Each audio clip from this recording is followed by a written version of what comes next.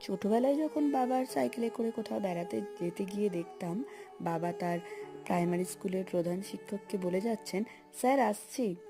তো এটা দেখতে দেখতে কখন যেন বাবার স্যারকে নিজেই স্যার বলতে শুরু করেছিলাম। স্কুল যাওয়ার সময়, টিউশনি যাওয়ার সময় স্যারকে বলে যেতাম। কোনো জায়গায় পড়ে গেলে স্যার যদি দেখতে পেতো, জানতে পারতো, স্যার বাবাকে খবর দিত যে আমি লুকিয়ে গেছি কিনা। তো এটাতে স্যারের বা আমার কোনো সমস্যা ছিল না। একটা অশীতিপর বৃদ্ধের সঙ্গে কি আর সমস্যা থাকতে পারে? সমস্যা হলো তখন যখন সেই এলাকায় একটা বাড়িতে টিউশনি পড়তে গিয়ে তাদের কাছে শুনলাম, তুই ওর সঙ্গে কথা বলিস তো, আমরা তো সকালবেলা ওনার মুখ দেখাও পছন্দ করি না। এলাকার অনেক মানুষের কাছেই তিনি নাকি অপয়া।